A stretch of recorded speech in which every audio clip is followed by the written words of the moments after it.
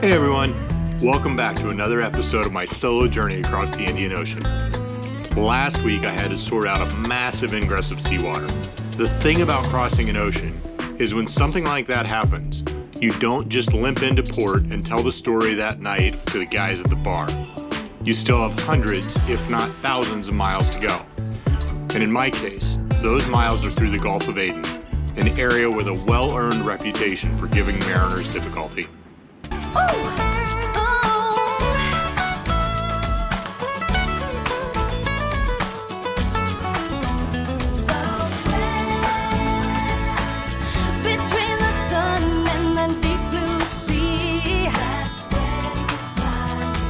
Alright, I got a vessel coming up right behind me.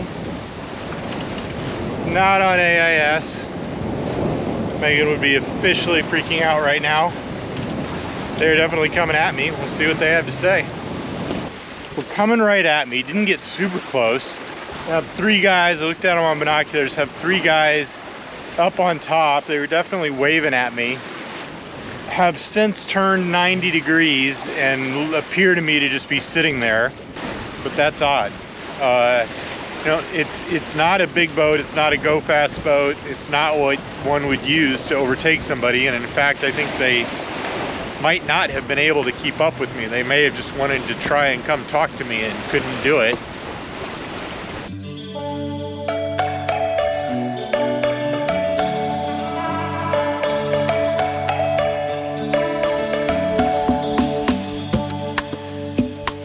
So I got the big workhorse Code D up behind me. Got it out today for the first time in 2,000 miles. Had it out just at the beginning, leaving from Thailand. Conditions weren't right for it. I had a tough time getting it in. Got caught with it up with too much wind. Really, that's a sail furl and deploy where it's better to have more than one person. Thought a lot about it. Got it out again today. The conditions are super light and supposed to even get lighter. This is definitely the sail that we get the best wind to boat speed performance on this boat. It's the second instantiation of this. We blew the first one out in the Coral Sea, flying it when I shouldn't have. Going along at 5.5 knots and less than 10 knots of wind. I actually brought it in and deployed it, and then brought it in and deployed it twice this afternoon in calm conditions, just to make sure I'm confident in how I'm gonna handle that when I need to get it in. Okay, so it's great to have a big nylon sail up in the right conditions, but why all the belly aching about how to deploy and furl it? So my Code D sail is on a continuous furler, which means there's one continuous line that goes through the furler at the bottom of the sail. The sail is either all the way out or all the way in, as opposed to the roller furler my Genoa is on, where I can stop, aka reef, at any point. There are three tasks to bringing the sail in. Pull on the continuous furler line, which wraps the sail up.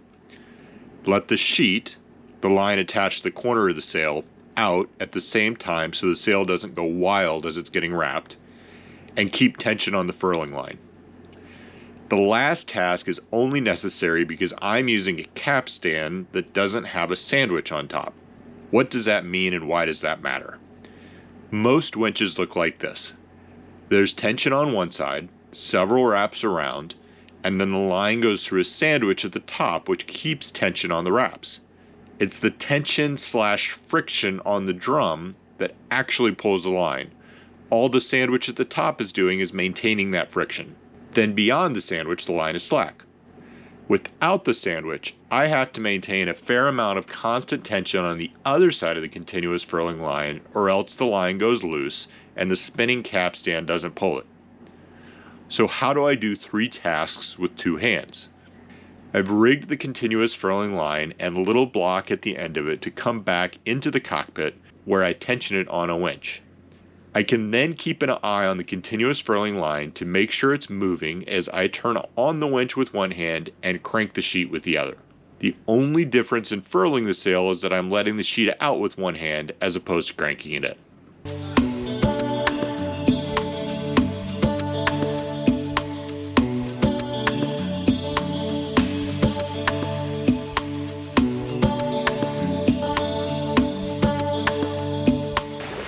Good morning. We have 13 days in the books from the Maldives. Provisions are getting a little bit low. I am currently making bread with flour that I drug up from deep in the stores that was purchased in Bonaire. It says it's expired, but you know what really can happen to flour? There's no bugs in it. I looked at that, so see how it tastes. If I recount the concerns I had leaving the Maldives, and there are a few. One, the rudder with the crack in it seems to be doing just fine. Hard to tell too much more about that, but I think that one will be okay. I'm not too concerned about that. Have enough fuel. The heat exchanger is holding up. Again, I can't really tell much new about that, but the temperature is steady, steady, steady. That's the engine I'm running. Knock on wood.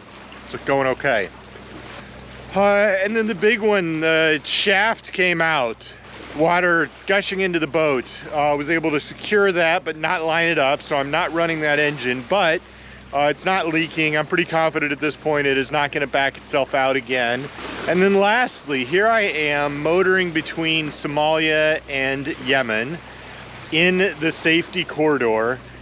Am I concerned about pirates, safety, etc.?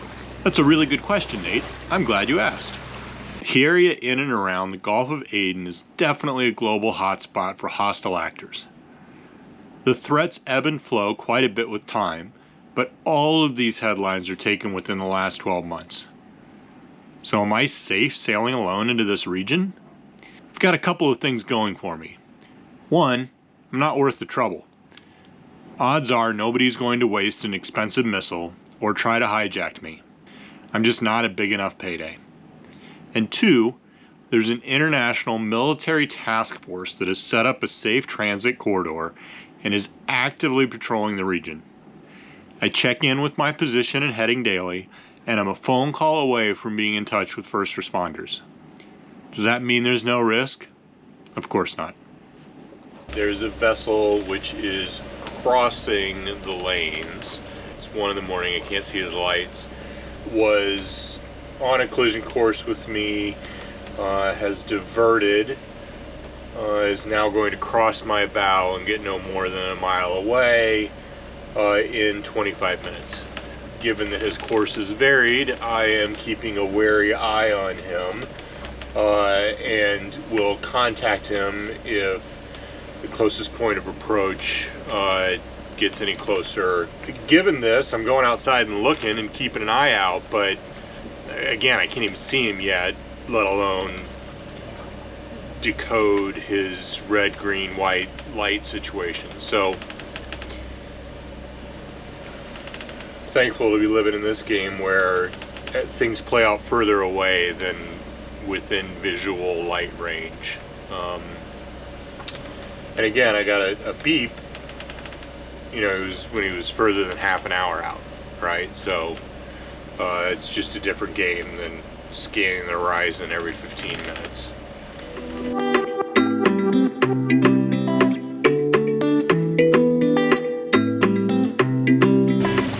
So I tell you, we've had a lot of birds come and catch a ride on Scout. I'm a good 50 miles to the nearest land, and this is a first. I have a pigeon on the boat. Birds tend not to be house trained, but it's okay with me if he rides for a while. I'll put up with it. What I don't like is when they don't respect the boundaries between inside and outside. All right, now he's pushing it. It's not inside, but he's on my table. I mean, come on, man. I'm kind of in the pigeons or rats with wings camp. And now it's just an out and out power struggle. I shoot him away and he's taking the helm. He's trying to show me who's in charge. This bird and I have not yet come to accords. I don't want to be mean, but this is my space, man.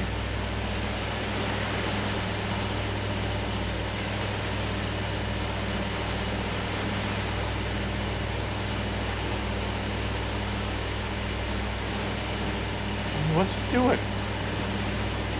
Made a serious wrong turn somewhere. This is not an oceanic bird.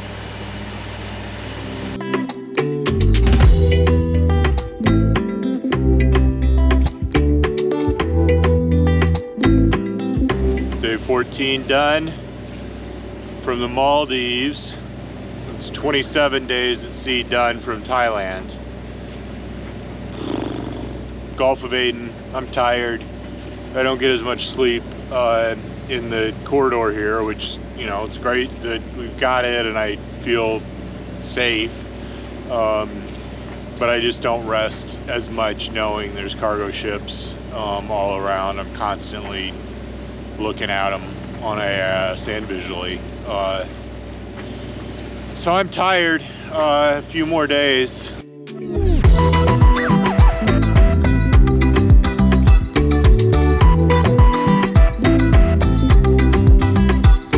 This guy is going every bit as close as you want him to come. A little less than a mile. I had to get on VHF. Had him alter course for me. He seemed blissfully unaware that he was on a collision path, but was nice enough to alter course.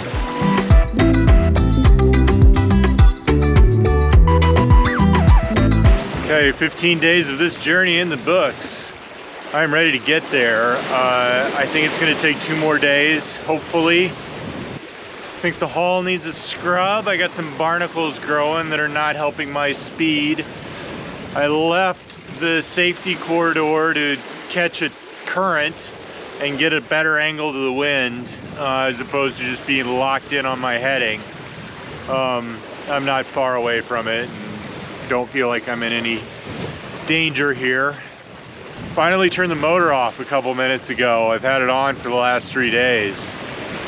It's lovely out here. It's lovely. 'Cause it's my lazy day, just wanna lazy away. Ain't gonna do a thing for the rest of the day. Morning of day 18. Survived the night. I always say if I keep doing that, one of these days I'll get myself all the way around this big ball. Well, in a couple hours, land should come into sight.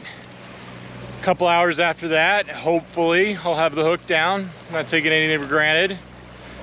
That will officially mark me having transited the Indian Ocean solo. But one thing at a time, still got a few more hours to go. Hopefully get in there without incident and get the hook down. Coming into Djibouti is where I'd love to give an exultant overview of crossing the Indian Ocean solo. Lessons learned, obstacles overcome, how it's changed me. But that's not the mindset I'm in. Djibouti is a service stop. I need to get fuel, groceries, sort out my propeller shaft, and get some rest. Then I'll be looking for weather windows up the Red Sea, which is always the portion of this journey I've been the most apprehensive about, simply because of the prevailing headwinds.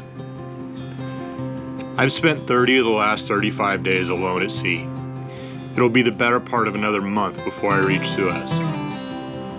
There are challenges in solo sailing, like how to best deploy and furl sails by oneself, but the biggest challenge is internal. Not getting run down physically or mentally while spending so much time alone in a relatively small space.